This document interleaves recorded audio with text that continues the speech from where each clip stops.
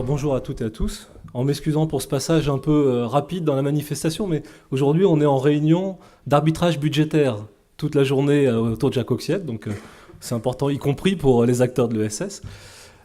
Donc oui, c'est vrai, je pense qu'il y a une dimension profondément culturelle, et elle n'est pas spécifique au Pays de la Loire.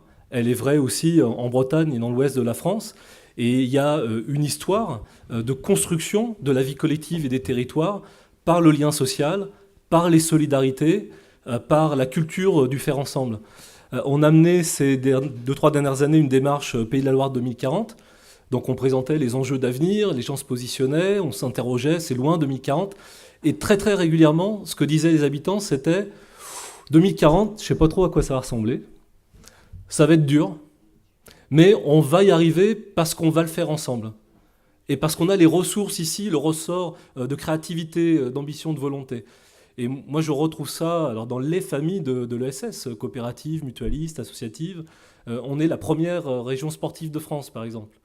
Ça montre la dynamique de la vie associative sur l'ensemble des territoires, l'accueil de la jeunesse, toute la dynamique d'éducation populaire qu'il y a autour, et puis la tradition coopérative et mutualiste qui pèse lourd dans l'économie régionale. Enfin, Nantes, en football, quand même, a un petit peu baissé de rythme. Hein. Mais alors justement, c'est très intéressant puisqu'il y a la Nantaise autour du club. Il y a une démarche potentielle d'actionnariat populaire du club de foot. Alors je ne sais pas si c'est de l'ESS, hein, il faut faire attention, mais dans l'idée de fédérer des énergies pour se réapproprier un outil collectif et le mettre au service d'un projet humain et d'un projet de territoire, je crois qu'on n'est pas très loin des valeurs de l'ESS. Et on parle vraiment d'économie, c'est ce que la loi va confirmer, c'est que le secteur que certains jugent encore secondaire de l'économie sociale et solidaire s'ouvre aujourd'hui à un grand marché, il entre dans une économie nationale. Pour une région, c'est aussi un atout. Est-ce que vous prévoyez de nouvelles dispositions, un soutien à l'expansion des entreprises sociales et solidaires en région? Alors en 2004, quand le changement de majorité a eu lieu ici, à cette époque-là, je crois que l'économie sociale et solidaire était rattachée à l'action sociale au sein du gouvernement. Et nous, on avait fait le choix de la placer au cœur de la commission de l'action économique. Et c'est toujours le cas aujourd'hui, puisque je suis président de cette commission, et il y a une élue déléguée, Fabienne Renaud, en charge de l'économie sociale et solidaire, et de la création d'entreprises, et des TPE, et de l'économie de proximité. Donc évidemment, on l'a enserré complètement là-dedans. Donc qu'à un moment, je veux dire, l'État et le Parlement prennent compte des réalités territoriales et traduisent par un ancrage dans l'économie, à travers cette loi, les réalités de l'économie sociale et solidaire, pour nous, c'est effectivement extrêmement important. On a innové, on va continuer à innover, d'abord dans le partenariat. On nous parle d'une conférence régionale de l'ESS et on nous parle du rôle des chambres régionales de l'ESS. Bon, le partenariat entre la région et la chambre régionale de l'ESS est quelque chose déjà acquis depuis longtemps, avec une mission particulière, bien sûr, de représentation du monde très diversifié de l'ESS, mais aussi de développement économique sur certaines filières ou sur les territoires. Et je vais donner rapidement trois exemples. Les fameux PTCE, les pôles territoriaux de coopération économique. Alors moi, j'ai eu la discussion il n'y a pas longtemps avec Carole Delga, parce que je lui dis, mais nous, on n'en a qu'un de labellisé. Mais en fait, on en a 5 sur le territoire. Donc c'est un petit peu absurde que nous, on en ait organisé 5, parce que sur 5 territoires, il y a une mobilisation forte, et il y a d'autres territoires qui frappent à la porte, et qu'il y a un appel à projet national pour n'en labelliser que certains. Ça brise presque la dynamique. On labellise en plus de ça des projets, alors que certains sont déjà en activité, ils pouvaient recevoir ce label. Évidemment. Et elle me dit, ah ben tu sais, j'ai pas beaucoup d'argent. Ben, de toute façon, pour le montant que tu mets, tu pourrais répartir le même montant sur 5 en labellisant les 5, plutôt que de focaliser sur un. Donc là, c'est aussi un signal de confiance dans les territoires. Je crois qu'on accompagne ce qui se passe sur le terrain, plutôt que basculer ça par un appel à projet national. Sur les outils financiers, on a créé ici Pays de la Loire Solidaire. La région des Pays de la Loire est la première région actionnaire de la Société d'investissement France Active. Donc on est très impliqué dans ces outils-là. On a créé Capital Scope pour aider les salariés ou les créateurs à constituer ou à reprendre des entreprises en scope. Ça marche bien, il y en a plus d'une vingtaine qui est montée et c'est maintenant un élément vivant dans le débat local sur comment on peut construire une entreprise. Et puis on a devant nous la question des marchés publics, qui est évoquée souvent. Et nous, on attend avec impatience alors que le Parlement, Madame la députée, chère amie, puisse transcrire le nouveau texte européen, puisque le nouveau cadre européen permet de tenir compte du développement durable, donc des valeurs RSE, donc des valeurs de l'ESS, et permet surtout de faire un partenariat innovation autour des marchés publics. Et pour nous, l'ESS, c'est un acteur de l'innovation sociale, mais pas seulement, et on pourrait contourner les règles actuelles extrêmement contraignantes des marchés publics pour construire ensemble des réponses nouvelles face à des besoins nouveaux dans une relation contractuelle bien plus protégée. Et je vois Gilles Cavé, on a souvent la discussion sur les relations entre collectivités et associations, entre la subvention qui peut poser parfois des difficultés, les marchés publics qui en créent d'autres. Là, on aurait des manières de faire différemment. Donc oui, pour moi, on est vraiment dans le cœur de la développement économique. On doit ouvrir toute une boîte à outils aux acteurs de l'ESS, c'est déjà ce qu'on a largement fait. Et puis là où c'est nécessaire, comme je l'ai expliqué rapidement, créer des outils nouveaux. Il n'y a pas un risque, parce qu'on n'a pas beaucoup de critiques. De toute façon, je ne suis pas là pour faire une critique et me heurter à nos élus, c'est pas du tout ça.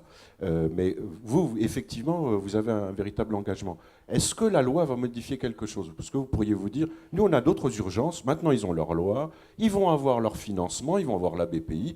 Nous on a d'autres dossiers qu'on va prendre en charge et on va les laisser tourner maintenant. Alors, je dirais que ça risque pas. Le danger pourrait être que la loi crée d'une certaine manière, non pas une contrainte, mais des interférences. C'est-à-dire, comme toutes les lois, il faut qu'elle fixe un cadre et qu'elle donne le maximum de respiration possible pour les adaptations dans les régions et pour l'appropriation par les acteurs. Il ne faut pas que les lois créent trop de contraintes. Mais de toute façon, on sait que l'État n'a pas d'argent. Donc ce n'est pas parce qu'il y a une loi qu'il y aura des moyens en plus ou une politique de terrain plus forte auprès des acteurs de l'ESS. Par contre, pour nous, la loi est un élément de légitimation de ce que l'on a fait collectivement depuis des années et une incitation à aller plus loin en sachant qu'on aura de meilleurs interlocuteurs au niveau national. Et puis dans la loi, il y a eu un débat qu'on a de temps en temps ici, mais moi qui me semble un débat alors, à la fois compliqué, dans lequel nous on n'a pas tellement envie de rentrer, c'est sur la question du périmètre de l'ESS, les statuts, entreprises sociales, etc. Moi ce que je pense, c'est que la question centrale là-dessus, c'est pas tellement les frontières de l'ESS, c'est ce que les acteurs, les entreprises de l'ESS portent dans le débat sur la mutation de l'économie et sur le modèle de société qu'on veut construire. Si je leur dis très simplement, sans être exhaustif, des mots qui sont très présents dans notre réflexion, c'est la place centrale de l'humain. Alors, il n'y a de richesse que d'hommes, c'est très ancien, mais c'est de plus en plus vrai, surtout quand on veut concurrencer les pays locaux, c'est la créativité, l'intelligence collaborative qui fait la valeur économique. L'innovation, sociale, mais aussi technologique, mais aussi de services, d'usage, etc. Et donc l'exploration de nouveaux modèles dans des filières nouvelles, et alors, notamment autour de la transition énergétique, de la transition écologique, il y a des champs gigantesques d'innovation, d'expérimentation qui reposent sur le partage, sur la solidarité, sur l'échange. Et donc je crois que c'est un terrain de jeu formidable pour les acteurs de l'ESS. Et puis la proximité, puisque ici, je crois qu'on essaie de ne pas opposer alors le local et le global, et là, je ne parle pas de vision du monde, je parle d'économie très concrète. On a des activités qui doivent être ancrées dans les territoires, qui répondent à des besoins de proximité, et d'autres qui se projettent sur le marché mondial. Et le statut de l'ESS permet d'être ni opérable ni délocalisable. Et donc, on peut à la fois être ancré dans le territoire et à la fois se projeter sur le marché mondial. Et on a des champions économiques ici, comme je prends Bouillé-Leroux pour en donner un exemple, qui sont des vrais leaders économiques dans leur secteur, mais il y en a d'autres.